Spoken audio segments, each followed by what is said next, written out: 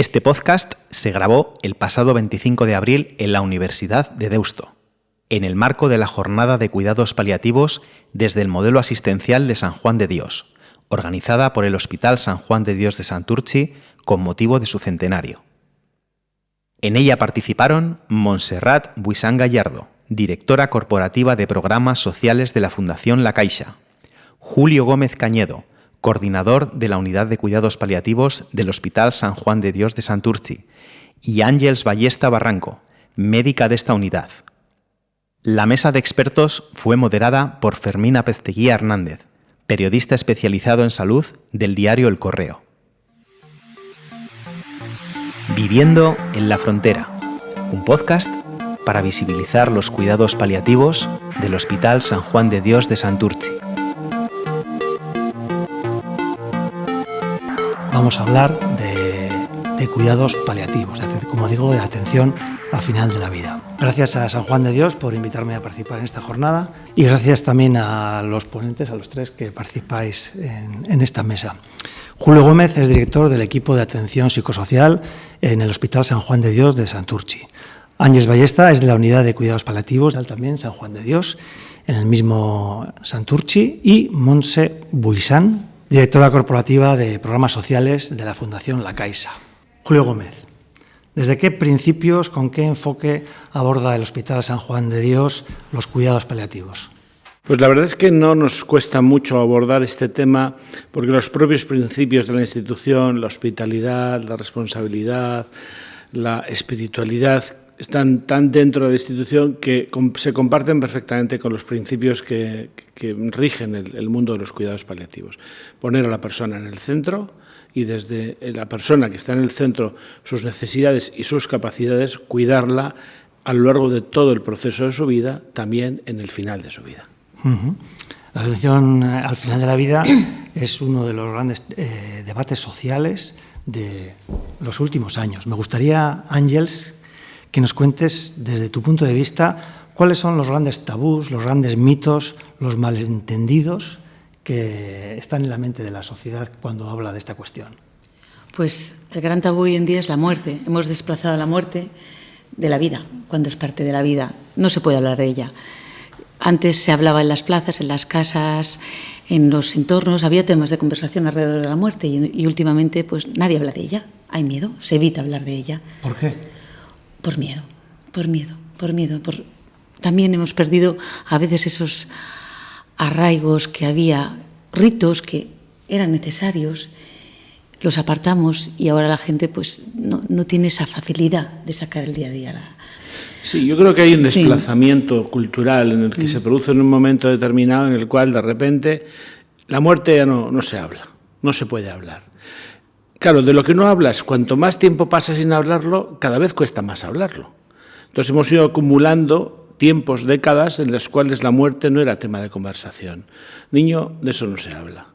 Y claro, cuando no hablas de un tema, vas perdiendo las pocas herramientas que tenías para afrontarlo. Recuperar el lenguaje de la muerte, volver a hablar de la muerte, es lo que nos va a capacitar para volver a incorporarla a la vida y vivirla con la naturalidad que tiene, porque yo suelo empezar mis charlas a médicos, bueno, tenéis claro todos que os vais a morir, ¿verdad? Y también, si me permites, Julio, una de las cosas que nos ocurre es que creemos que protegemos a nuestros seres queridos si no hablamos de la muerte, sean ancianos o niños, sobre todo, en esos extremos de la vida ocurre muy habitualmente. Esto es tan así que cada vez conocemos, yo al menos conozco más personas, más adultos, que reconocen que les cuesta dar el pésame. Así es. Sobre todo porque no saben qué decir. Claro. Y que a veces no hay que decir nada. Eso es. La mayoría de veces, vamos. Las instituciones y los sistemas médicos entienden, Julio, la importancia de los cuidados paliativos dentro de la atención sanitaria. Menos de lo que debieran. Menos de lo que debieran. Se habla de estas cosas, los papeles en general lo aguantan casi todo, se nombran, se citan, pero luego en la práctica todavía falta mucho. No llegamos, lo decimos, pero no llegamos. Y queda bien ponerlo en los papeles, pero no estamos todavía ahí. Queda camino por recorrer. La Fundación La Caixa sí que está preocupada por la atención al final de la vida. Desde vuestra fundación, ¿qué importancia detectáis que se está dando en la sociedad a los cuidados paliativos? ¿Cómo valora la sociedad este servicio? Sí, yo creo que las intervenciones que hacía Àngels o Julio están vinculadas a esto, ¿no? A la importancia que le da la sociedad. La sociedad niega la existencia de la muerte, ¿no? Niega que el ser humano es finito y, por lo tanto, los cuidados paliativos tienen una relación muy directa con todo eso. Yo creo que la pandemia sí que hizo aflorar esa necesidad, a lo mejor, de abordar todos estos temas más vinculados con la muerte, ¿no? Nos acercó a ella y fue un momento en que eso ha empezado a dar un giro a la sociedad hacia los cuidados paliativos también. Pero antes decía Julio, las propias instituciones responsables tienen camino por recorrer, pues cuanto más la sociedad, ¿no? El giro es tímido, como todo lo que ha ocurrido con pandemia, que nos puso los sentimientos a flor de piel, pero luego ya, una vez de que se ha pasado, como que nos olvidamos. Olvidado un poco. Sí, lo que pasa es que era en este ejercicio tan hábil y también, por otra parte, tan humano de intentar no ver la realidad, la pandemia nos la puso de bruces en la cara. No ver ataúdes, no ver muertos, no ver dolor, era imposible. Y entonces nos dimos cuenta, ostras, si es que no sabemos cómo hacer esto. Julio, ¿cómo crees que la ciudadanía ve el servicio que presta San Juan de Dios en el ámbito de la atención al final de la vida? Pues la experiencia que vamos teniendo. Claro, nosotros trabajamos en un territorio que abarca todo lo que sería la margen izquierda, y están las encartaciones como referencia para ingresar en nuestra unidad, y llevamos años específicamente trabajando en Santurce, en Portu, en la zona minera, y lo que recibimos es un feedback, una respuesta de la ciudadanía, decir, qué bien que estéis, qué necesidad hay, qué miedo tenemos cuando nos derivan a San Juan de Dios a veces, pero al mismo tiempo un agradecimiento enorme, enorme. Y lo sentimos los profesionales. Hoy estuvo aquí el padre de un amigo, estaba tan contento de cómo le cuidasteis, hoy atendisteis a mi abuelo, hoy... Y te vas encontrando con gente porque al final el territorio no es tan grande y entonces el feedback es muy bueno. Claro, lo hablan y lo comentan los que lo han vivido. Y nos consta que lo cuentan, y porque a veces dijo, es que me dijo un amigo que estuvo aquí su padre y que estuvo muy bien, y por eso he insistido en que puedan derivarle a mi padre a esta unidad. Hay una conciencia de que ofrecemos un servicio profundamente humano. Que además no siempre se centra en el ámbito hospitalario, sino también domiciliario. Claro, pues porque al final la casa es el lugar de la vida de la persona y su familia, y todo lo que pueda estar en su casa, si quiere estar en casa, hay que intentar facilitarlo, ¿no? Àngels, tengo una pregunta para ti. El dolor, el sufrimiento, la pérdida, ¿es posible naturalizarlas, normalizarlas, hacer algo así en una sociedad como la nuestra, hedonista, evitativa, voy a decirlo incluso egoísta, ¿no? Cada vez pensamos más en uno mismo y poco en los demás. Pues es un gran reto. Yo espero cuando me toque a mí, más adelante, hayamos avanzado. En este momento lo veo muy complejo. Igual que no miramos a los ojos de la muerte, no miramos de cara al dolor, ni al sufrimiento, ni nada que nos provoque tristeza. Los medios también, lo que nos venden continuamente, los inputs que tenemos continuos, es todo felicidad, todo bueno, todo bien. La estética, todo tiene que ser bonito y alegre, si no, no entra. Entonces, estamos muy lejos. Y cuanto más se vende la felicidad, yo creo que, a juzgar por las cifras de enfermedad mental, ¿no? Más tristeza y más depresión y más... Porque no es real. Y lo que no es real. Y en estos tiempos tan digitalizados, tan de internet, de ordenadores, Monse, ¿qué relevancia, qué importancia crees que tiene la humanización? Poner al ser humano en el centro de las acciones. Digitalización y humanización pueden convivir y de hecho también en la pandemia, ¿no? Pusimos la evidencia de que necesitábamos esa digitalización para poder aproximarnos a esas personas. Sí que es verdad que la digitalización tiene un riesgo y es dejar atrás a los más vulnerables. Y en ese sentido sí que tenemos que tener mucho cuidado. La digitalización como instrumento, ¿no? Como instrumento de apoyo a los profesionales, a la familia, a los propios pacientes, está muy bien, pero siempre y cuando llegue a todo el mundo. Nosotros en este sentido estamos haciendo ahora una investigación con la Universidad Abierta de Cataluña para ver si el impacto de la intervención a través de la digitalización, a través de medios digitales, tiene la misma efectividad que la presencia de los profesionales, la presencia directa.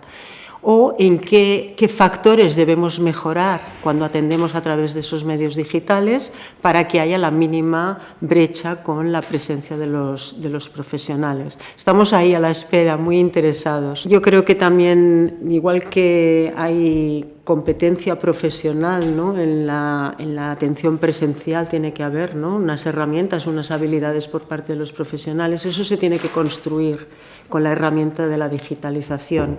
No hay modelo de intervención, no hay qué elementos nos tenemos que tener presentes cuando nos estamos acercando a través de la tecnología a las personas, ¿no? Todo eso hay que construirlo todavía socialmente. 30 años ya son unos cuantos, ¿no?, de cuidados paliativos. Julio, unos poquitos. ¿Qué balance podemos hacer de estas 3 décadas de servicio? Pues yo creo de que hemos aprendido mucho, porque hemos tenido la suerte de estar con muchos maestros, unos cuantos miles, porque los maestros han sido las personas a las que hemos cuidado, ¿no? Estas personas enfermas, ¿no?, que se han entregado en la confianza con sus historias, con sus miedos, con sus alegrías, con sus legados. Esto es lo que nos ha enseñado, ¿no? Y nos ha enseñado primero a descubrirnos a nosotros mismos, a saber quiénes somos, a reconocer nuestra propia vulnerabilidad. Ya se nos ha pasado la época en que pensábamos que éramos invulnerables y en esa medida ellos han sido grandes maestros. Entonces, un profundo agradecimiento desde esta experiencia, ¿no?, de haber tenido la suerte. Cuando vienen residentes de medicina o estudiantes, les digo, es que es una suerte estar aquí, porque tenéis el privilegio de tener muchos maestros que os van a enseñar, no sé si algo de las enfermedades, pero mucho de la vida. Y al final, ¿qué es lo más importante? Que nos enseñen las formas en que nos morimos durante los años de Facultad de Medicina o que nos enseñen a vivir. Bueno, yo creo que las personas estas nos enseñan a vivir. El reto está ahí, ¿no?, en que ya que vas a vivir la muerte, se te forme para ello, ¿no? Monse, me gustaría que nos contases cómo empezó esta relación de la Fundación La Caixa y San Juan de Dios de Santurchi, de qué manera. Te lo podría contar casi mejor Julio, porque está desde el inicio. Bueno, a la limón. Te cuento, sí. ¿Y qué tal han ido estos años de vida en común? Muy bien, pues nuestro programa empieza en el 2008, por lo tanto ya son muchos años, ¿no?, de recorrido conjunto.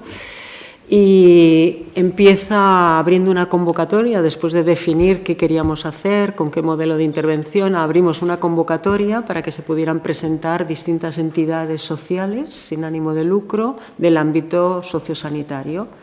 En esa convocatoria se valoraba, primero, que hubiera una correspondencia de esas entidades con los valores que planteaba el programa, con los objetivos, con la competencia profesional, también con la estructura que tenía la entidad, que fuera una entidad solvente, y ahí es donde seleccionamos pues, el proyecto que había presentado San Juan de Dios de Santurce, así como 7 proyectos más que nos acompañan aquí en España y uno en Portugal.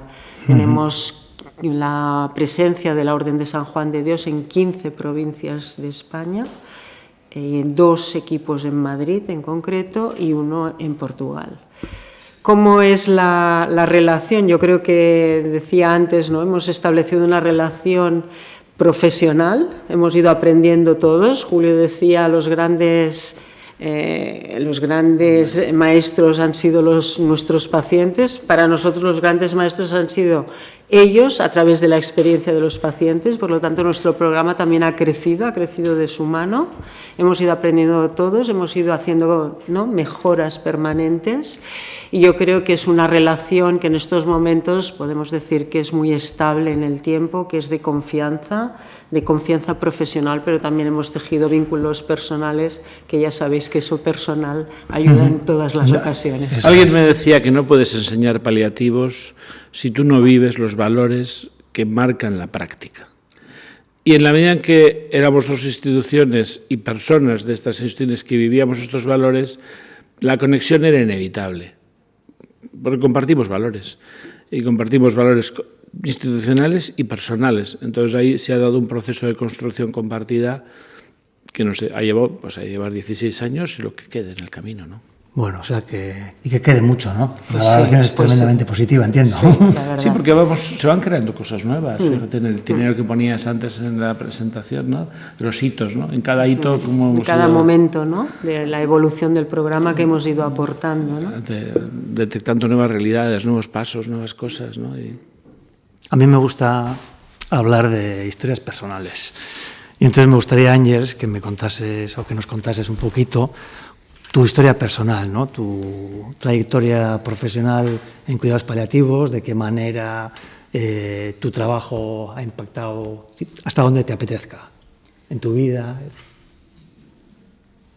Voy a intentar resumir, porque no es fácil de contestar esta pregunta. Yo me formé como médico de familia, tuve la suerte que ya en mi formación de médico de familia había un mes en paliativos. No era optativa. En Cataluña existe un mes en paliativos. Me gustó, pero tampoco... Me gustó al punto que pedí un mes más. Lo dejé ahí.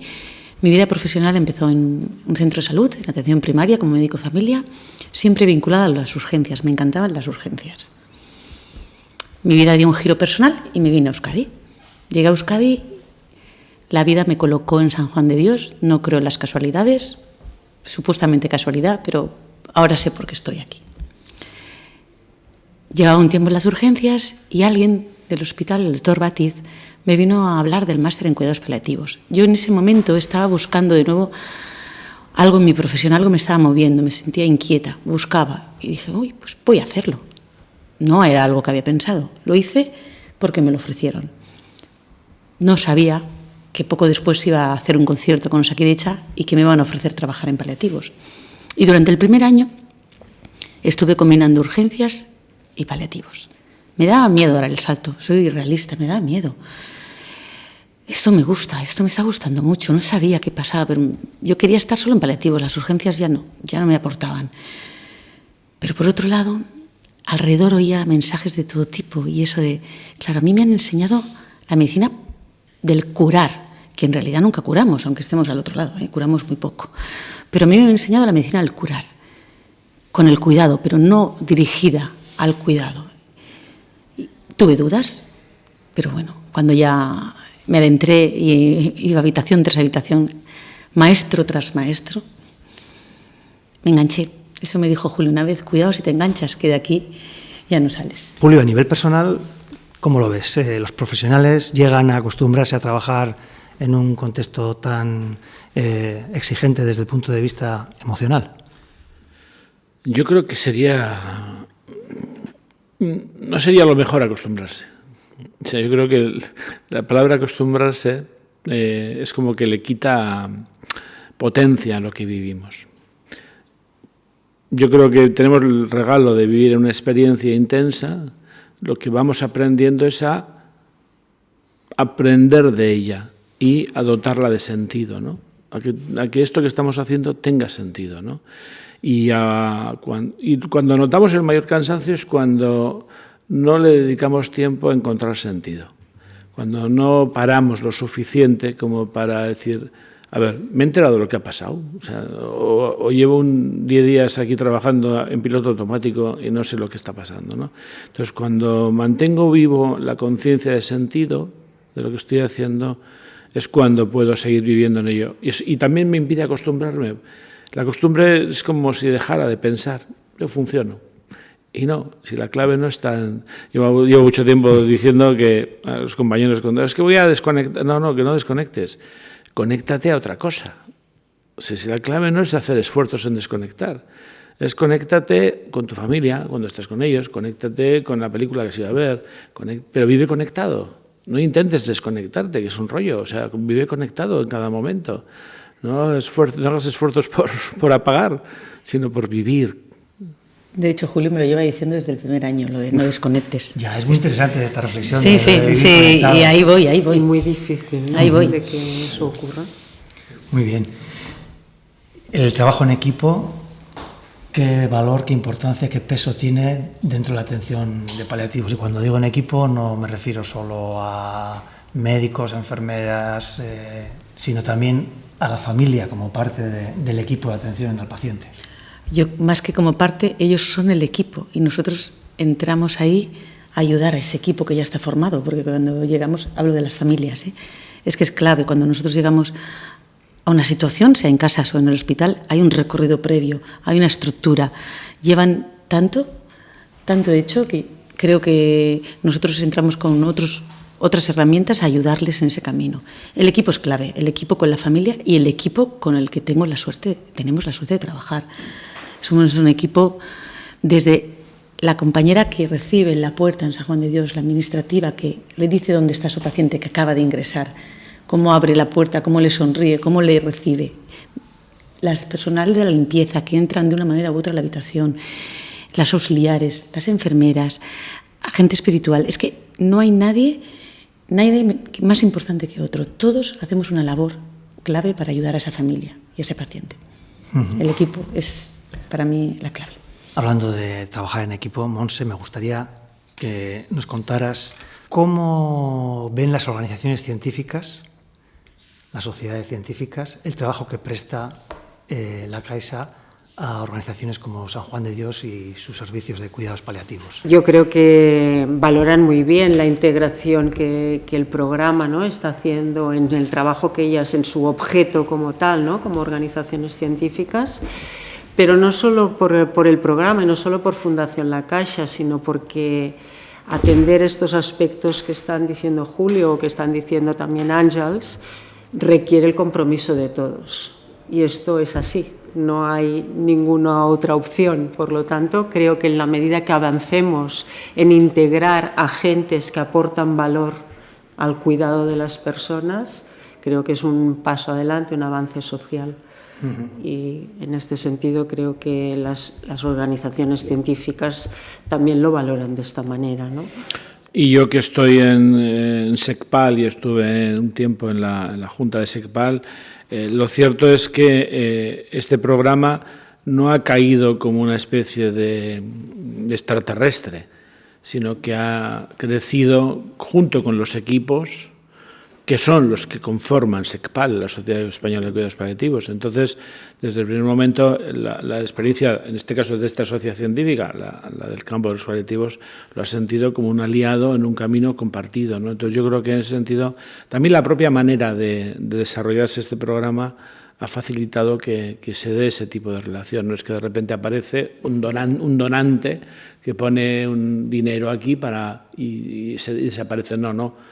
Se ha implicado desde dentro en el proceso y eso es lo que permite que la relación y la mirada sea diferente, ¿no? Que de hecho desde el origen del programa, en el momento de la creación, una de las primeras acciones que hicimos es cómo podemos colaborar con los agentes que tenemos al lado, ¿no? Agentes que quiere decir administración pública, entidades que eran las que iban a atender a las personas, sociedades científicas. Establecer esas alianzas desde el inicio fue clave para poder conseguir, bueno, pues implementar el programa, hacer un seguimiento y que continúe hoy después de estos años todavía. Es fundamental. Hay una cuestión al hilo de todo lo que estamos comentando que me gustaría sacarla para que podamos opinar sobre ella. Después de tantos años de dedicación a cuidados paliativos, después de vista la necesidad que la sociedad tiene de una atención al final de la vida, ¿por qué nos está costando tanto como sociedad regular y normalizar los servicios sanitarios de cuidados paliativos? Ya quisiera yo tener la respuesta a este asunto. Pero es verdad, volvemos a lo mismo. No queremos ver lo que no nos gusta. Huimos del sufrimiento, huimos del dolor. Hemos apartado a la muerte cuando todo está ahí. Porque yo me reuní con un grupo de chavales, digo chavales porque tenían de 17 a 23 años, y les pregunté, ¿para qué sirve la muerte? Me miraban todos así como diciendo, este zumbado de dónde se ha caído, ¿no? Pero cuando pasó el primer impacto y se pusieron a trabajar en grupitos para reflexionar sobre esto y otras dos preguntas que luego sí que os digo, que pobrecillos, el planteamiento era, claro, lo primero, bueno, pues para qué sirve porque evitar la superpoblación, ¿no? Bueno, pero luego dice, claro, es que esto me permite disfrutar más de la vida. Ostras, qué bueno, ¿no? O sea, que si no nos fuéramos a morir, disfrutaríamos menos de la vida. Saber que muero, saber que voy a morir me va a permitir tomar decisiones, tomar prioridades, y lo van descubriendo. Pero es que nadie les había preguntado nunca nada de esto. Y eso ayuda. Y hay que empezar a trabajar, a hablar de la muerte desde el instituto.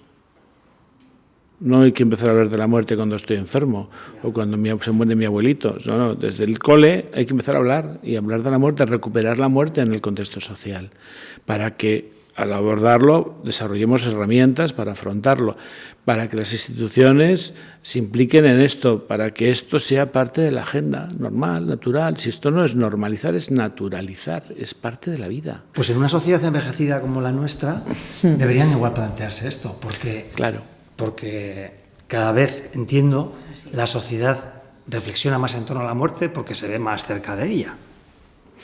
Bueno, vamos a ver si es verdad, ¿no? Vamos a ver si esto... Y sobre todo si toman conciencia de que también se mueren. Eso me dijo un día un paciente. Sí, yo ya sé que los médicos no tenéis el secreto de la inmortalidad, porque si no, nos moriréis vosotros. Ya. Bueno, hay una... relacionado con la importancia que dan las instituciones a la muerte y a la atención al final de la vida. Àngels, ¿debería existir, si no existe, que creo que no, una especialidad médica en los cuidados paliativos? Sé que en el País Vasco, que es desde donde grabamos este podcast, sí existe al menos una formación, ¿no? Sí, es el máster, pero es el máster, pero no hay una formación reglada académica dentro del plan de estudios de medicina. Esto es así. Hasta ahora no. Ese es el reto. Especialidad como paliativos no existe. ¿Que debería existir o no? No lo sé. Lo que sí que sé, o sí que he pensado en estos cortos años comparado con ellos que llevo, es que todos los compañeros médicos, cualquier especialidad que elijan, deberían de hacer una formación en cuidados paliativos. Y no solo a nivel de conocimientos, que también estar en una unidad de cuidados paliativos.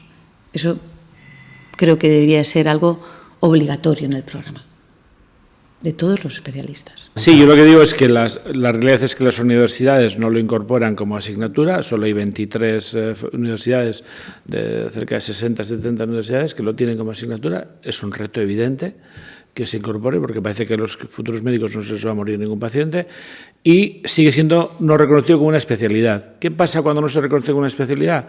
Que cuando te hace falta, no alguien, cuidados paliativos hacen todos los médicos, pero cuando hace falta una experiencia y una formación un poco más a fondo en cuidados paliativos, no tienes el especialista al que recurrir, porque no se le reconoce esa formación. Entonces yo creo que es importante que esto se incorpore, porque eso es básico. Y además que somos ya la cola de Europa en esto, porque prácticamente toda Europa tiene el reconocimiento de la especialidad de cuidados paliativos. Habría que hacer muy posiblemente una labor pedagógica con la sociedad, ¿no? a nivel social, a nivel público.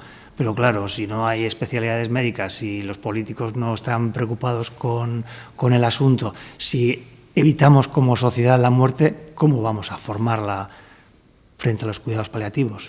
Pues empezando desde el colegio, empezando desde la base, recuperar y hablar de la muerte. Quería comentarte una cosa. Estamos hablando todo el rato de cuidados paliativos final de vida, y yo quería ampliar. Los cuidados paliativos no solo es final de vida, empiezan mucho antes. También estamos al final de la vida, pero estamos en la vida. Nosotros muchas veces le llamamos cuidados de vida, y nos gusta como asociarlo solo al final no sería darle el lugar que tiene. ¿Qué papel desempeña, Montse, la Fundación La Caixa a través de su programa de atención integral a personas con enfermedades avanzadas y equipos de atención psicosocial? Cuando nace el programa, lo primero que hace es identificar una necesidad existente, que era cómo abordar la atención psicosocial en nuestro país, cómo impulsarla, cómo desarrollarla, porque era un tema pendiente que complementaba la atención médica que se hacía desde paliativos. Entonces, una vez identificada esa necesidad de abordar esos aspectos emocionales, sociales y espirituales, planteamos una manera de atenderla, una metodología, un modelo de atención, construimos unos equipos profesionales especializados en ese ámbito, en esa materia, y yo creo que hoy estos equipos profesionales son los referentes y serán el motor de un futuro para que la atención psicosocial se convierta en un derecho universal. Ese es el papel de la Fundación, ¿no? Identificar una necesidad, plantear una manera de atenderla, evaluar bien qué se está haciendo, generar una evidencia sobre ese ámbito, ese aspecto, para que después eso se pueda extrapolar al resto de la sociedad. Pues hasta aquí hemos llegado. La verdad es que este es un tema apasionante, que todo el mundo que se mete un poquito en él siente de alguna manera que se ha enganchado, pero seguramente habrá más ocasiones para que podamos seguir debatiendo y hablando sobre la atención al final de la vida, que es una forma mucho mejor de llamar a los cuidados paliativos, como decía Ángeles Ballesta. Muchas gracias, Ángeles, por participar en este programa, también Julio Gómez y también Montse Buisán. Nos vemos cualquier día. Muchas gracias, Fermín.